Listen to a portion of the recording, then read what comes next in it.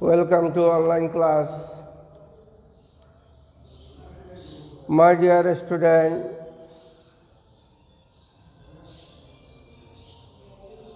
today I want to discuss with you about a speech or narration. At first, we must know about a speech. The speech of the speaker is called a speech. A speech are two kinds: indirect, direct or indirect speech.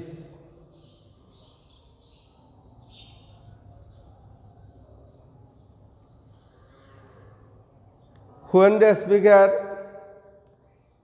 explains his or her feeling directly, it is called the direct speech.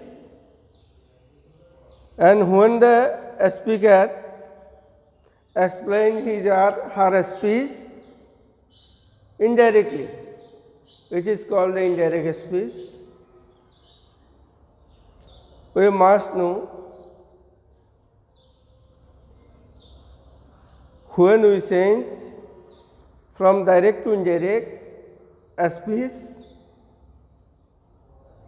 we must know about refuting verb and refuted speech. There are two parts in a direct speech: refuting verb and refuted speech. For your understand, I want to write a sentence in direct speech.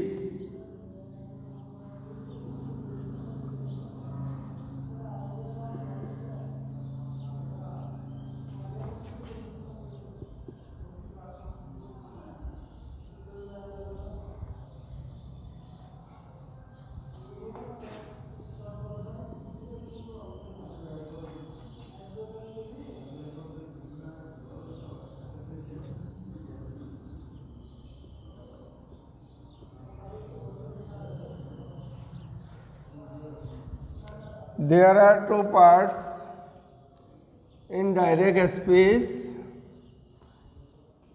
Before comma, it is reporting verb.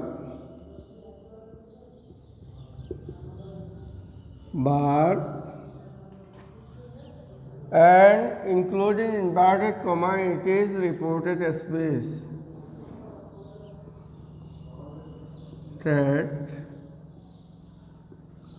That speech. If we want to change from direct to indirect, we must know reporting verb and reported speech. যদি আমরা direct speech থেকে indirect speech অর্থাৎ প্রত্যক্ষ উক্তি থেকে পরোক্ষ উক্তিতে পরিণত করতে চাই, রূপান্তর করতে চাই, তাহলে আমাদের কতগুলা রুলস নিয়ম মেনে চলতে হবে। At first, we must know about person change. প্রথমে আমাদের পার্সন পরিবর্তন সম্বন্ধে জানতে হবে।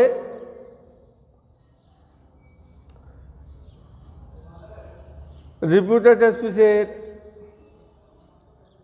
সাবজেক্ট যদি ফার্স্ট পার্সন হয়, তবে রিপিটিং ভার্বের সাবজেক্ট অনুযায়ী পরিবর্তন হবে। আর রিপিটেড স্পিচের সাবজেক্ট যদি সেকেন্ড পার্সন হয়, তাহলে রিপিটিং ভার্বের অবজেক্ট অনুযায়ী পরিবর্তন হবে। রিপিটেড স্পিচের সাবজেক্টটা যদি থার্ড পার্সন হয়, তাহলে কোনোরূপ পরিবর্তন হবে না।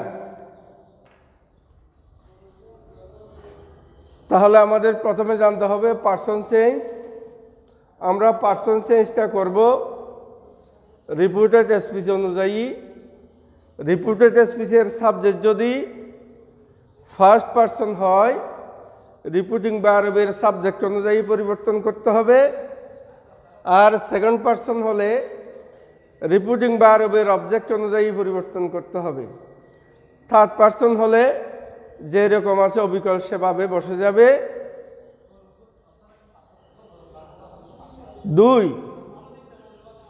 এরপর আমাদের জানতে হবে টেন্স চেঞ্জ, অর্থাৎ টেন্সের পরিবর্তন। রিপিউটিং ভার্বটা যদি প্রেজেন্ট অথবা ফিউচার টেন্সে থাকে, কি বলছি খেয়াল করতে হবে, তোমাদের সবাইকে মনোযোগ সহকারে খেয়াল করতে হবে। রিপিউটিং ভার্বটা যদি প্রেজেন্ট এবং ফিউচার টেন্সে থাকে, তাহলে রিপিউটেড স্পিচের টেন্সের কোনো পরিবর্তন হবে না। যদি রিপিউটিং ভার্ব ফার্স্ট টেন্সে থাকে, তবে রিপিউটেড স্পিচের টেন্সের পরিবর্তন হবে। কিভাবে পরিবর্তন হবে? প্রেজেন্ট ইনডেফিনিট টেন্সে থাকলে এটা ফার্স্ট ইনডেফিনিট টেন্স হবে, অর্থাৎ এম ইজ আর থাকলে ওয়াজ ওয়ার হয়ে যাবে। প্রেজেন্ট কন্টিনিউয়াসটা পরিবর্তন হবে ফার্স্ট কন্টিনিউয়াস টেন্সে, ওয়াজ, অর্থাৎ এম বিং, ইজ বিং, আর বিং থাকলে ওয়াজ বিং, ওয়ার বিং হবে। প্রেজেন্ট পারফেক্ট টেন্স হয়ে যাবে ফার্স্ট পারফেক্ট টেন্সে। হ্যাভ বিন, হ্যাজ বিন থাকলে পরিবর্তন হয়ে হবে হ্যাড বিন। আর প্রেজেন্ট পারফেক্ট কন্টিনিউয়াস টেন্সে থাকলে এটা হবে ফার্স্ট পারফেক্ট কন্টিনিউয়াস টেন্সে, অর্থাৎ have been being, has been being পরিবর্তন হয়ে হবে হ্যাড বিন বিংয়ে।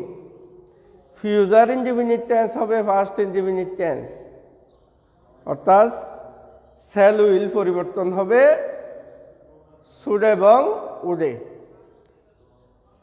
Future perfect past perfect, future continuous past continuous, future perfect continuous হবে ফার্স্ট পারফেক্ট কন্টিনিউয়াসে। এবং ফার্স্ট টেন্সের ক্ষেত্রে আমরা এটা আমাদের বেশি খেয়াল রাখতে হবে, ফার্স্ট ইনডিফিনিট টেন্স পরিবর্তন হবে ফার্স্ট পারফেক্ট টেন্সে, অর্থাৎ ওয়াজ ওয়ার থাকলে, রিপিউটেড স্পিচে ওয়াজ ওয়ার থাকলে এটা পরিবর্তন হয়ে হবে হ্যাড। আর ফার্স্ট কন্টিনিউয়াস টেন্স হবে ফার্স্ট পারফেক্ট কন্টিনিউয়াস টেন্সে, ওয়াজ বিং, ওয়ার বিং হবে হ্যাড বিং, বিংয়ে। তবে আমাদের অবশ্যই খেয়াল রাখতে হবে, রিপিউটেড স্পিচটা যদি ইউনিভার্সাল ট্রুথ কোনো বাক্য হয়, তাহলে এটার কোনো পরিবর্তন হবে না। সেক্ষেত্রে টেন্সের কোনো পরিবর্তন হবে না। সেন্টেন্সটা যে টেন্স যেরকম আছে সেরকম অবিকল বসে যাবে। তাই আমাদের খেয়াল রাখতে হবে, যদি আমরা ডাইরেক্ট থেকে ইনডাইরেক্ট স্পিচ করতে চাই, রূপান্তর করতে চাই, তাহলে আমাদের খেয়াল রাখতে হবে, প্রথমে আমাদের পার্সন পরিবর্তন সম্পর্কে জানতে হবে, তারপর আমাদের টেন্সের পরিবর্তন জানতে হবে। সেন্টেন্সটা যদি অ্যাসার্টিভ হয়, কমার পরিবর্তে ড্যাট বসবে। ইনডাইরেক্ট করার সময় কমাটা উঠে যাবে, সেই জায়গায় কি হবে, ড্যাট বসবে এবং সেন্টেন্সটা ইনডাইরেক্ট করার পর সেখানে ফুল স্টপ হবে। তাহলে আমি বলছি, যদি তোমরা মনোযোগ সহকারে পার্সন পরিবর্তন এবং টেন্সের পরিবর্তনটা বুঝতে পারো, তাহলে তোমাদের জন্য এই ন্যারেশন পরিবর্তনটা অত্যন্ত সহজতর হবে। কাজেই এই করোনাকালীন সময়ে ঘরে বসে তোমরা যদি এগুলো একটু ভালোভাবে চর্চা করো, তাহলে তোমাদের জন্য এটা অত্যন্ত সহজতর হবে। আশা করি সবাই আমার কথাগুলো ভালো মতো উপলব্ধি করার জন্য চেষ্টা করবে এবং সকলে ঘরে থাকবে, কেউ ঘরের বাহির হবে না। এই করোনাকালীন সময়ে ঘরে বসে মনোযোগ সহকারে পড়ালেখায় নিজেকে আত্মনিয়োগ করবে। এ প্রত্যাশা রেখে আজকের অনলাইন ক্লাস এখানেই সমাপ্তি ঘোষণা করলাম। সবাইকে ধন্যবাদ। Thank you.